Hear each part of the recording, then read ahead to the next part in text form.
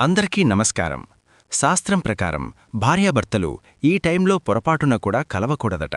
ఒకవేళ కలిస్తే ఫలితం అనుభవించాల్సిందే. మనం రోజువారీ చేసే పనులు ఒక క్రమపద్ధతిలో చేయడం వల్ల మంచి ప్రయోజనాలు కలగడమే కాకుండా ఎలాంటి సమస్యలు రావు. అలా కాకుండా సమయపాలన, పద్ధతి లేకుండా కొన్ని పనులు చేయడం వల్ల అనేక సమస్యలు ఎదుర్కోవాల్సి ఉంటుంది. ముఖ్యంగా భార్యాభర్తల కలయిక అనేది ఒక పవిత్ర కార్యం. ఈ పవిత్ర కార్యం చేయడానికి కూడా శాస్త్రం ప్రకారం కొన్ని పద్ధతులున్నాయి. ముఖ్యంగా కొన్ని సమయాల్లో భార్యాభర్తల కలయిక మంచిది కాదు అని శాస్త్రం చెబుతోంది. ఆ సమయాలేంటో ఇప్పుడు చూద్దాం. భార్యాభర్తల కలయిక ఓ పవిత్ర కార్యం కాబట్టి ఎప్పుడు పడితే అప్పుడు భార్యాభర్తల కలయికను శాస్త్రాల్లో నిషేధించారు. ఎందుకంటే నిషిద్ధ సమయాల్లో కలయిక వల్ల యోగ్యమైన సంతానం కలగదని శాస్త్రవచనం. ఒకవేళ కలిస్తే పూర్వం రాక్షసులులాగా ఈ కాలంలో వ్యసనపరులు, బద్ధకస్తులు, రోగగ్రస్తులు, దురదృష్టవంతులు, అంగవైకల్యం వంటి లక్షణాలతో సంతానం కలుగుతుందని పండితులు చెబుతారు. అలాగే ఆ ఇంట్లో సుఖసంతోషాలు లేకపోవడం, నిత్యం సమస్యల వలయంగా ఉండటం వంటివి సంభవిస్తాయట. ముఖ్యంగా కొన్ని విశేషమైన రోజుల్లో భార్యాభర్తల కలయిక పూర్తిగా నిషిద్ధం. ఈ నేపథ్యంలో ఈ విశ్వంలో మనిషి పుట్టుకకు కారణమైన భార్యాభర్తల కలయిక ఏ ఏ సమయాల్లో నిషిద్ధమని మన శాస్త్రాలు చెప్పాయో ఇప్పుడు వివరంగా తెలుసుకుందాం. శాస్త్రం ప్రకారం భార్యాభర్తలు కలవకూడని సమయాలు: 1. బ్రాహ్మీ ముహూర్తంలో, అంటే తెల్లవారుజామున 3:30 నుండి 5 గంటల మధ్యలో కలవకూడదట. ఇది దైవారాధనకు సంబంధించిన సమయం.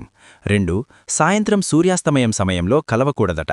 ఆ సమయంలో పరమేశ్వరుడు ప్రమళగణాలతో సహా తిరుగుతాడట. ఆ సమయంలో కలయిక వల్లే హిరణ్యకశిపుడు పుట్టాడని పురాణంలో సైతం ఉందట. 3.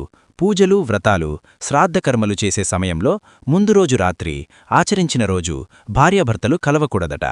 4. మరీ ముఖ్యమైనది, స్త్రీ రజస్వల సమయంలో కలయిక పూర్తిగా నిషిద్ధం. పౌర్ణమి రోజు కలయిక కూడా నిషిద్ధం. హిందూ సాంప్రదాయంలో ఎంతో విశిష్టత ఉన్న పౌర్ణమి తిథుల్లో భార్యాభర్తలు ఏకం కావడం శాస్త్రం ప్రకారం సరైనది కాదు. ఎందుకంటే పౌర్ణమి రోజును లక్ష్మీదేవికి అంకితమిచ్చారు.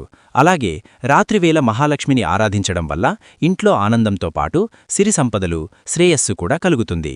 లక్ష్మీదేవి అనుగ్రహం లభిస్తుంది. కాబట్టి పూర్ణిమ రోజు భార్యాభర్తల కలయిక ఉండకూడదు. ఒకవేళ ఈ నియమాన్ని పాటించకపోతే లక్ష్మీదేవి ఆగ్రహానికి గురికాక తప్పదని శాస్త్రవచనం. అమావాస్య తిథుల వేళ కూడా హిందూ శాస్త్రం ప్రకారం అమావాస్య తిథుల్లో కూడా భార్యాభర్తలు కలవకూడదట. ఇది వైవాహిక జీవితంలో ప్రతికూల ప్రభావాలను సూచిస్తుందట. కారణమేమిటంటే అమావాస్య రోజు ప్రతికూల శక్తులు అత్యంత బలంగా ఉంటాయి. అంతేకాకుండా అమావాస్య రోజు రాత్రిని తాంత్రిక కాళరాత్రిగా పరిగణిస్తారు. ఈ అమావాస్య రోజున దానధర్మాలు చేయడం, పవిత్ర నదీస్నానం ఆచరించడం వంటివి చేయడం వల్ల సంపూర్ణ దైవానుగ్రహం కలుగుతుందని పండితులు చెబుతున్నారు. ఈ వీడియో గనక మీకు నచ్చినట్లయితే లైక్ చేయండి, షేర్ చేయండి, సబ్స్క్రైబ్ చేసుకోండి. Thank you for watching. సర్వేజన సుఖినో భవంతు.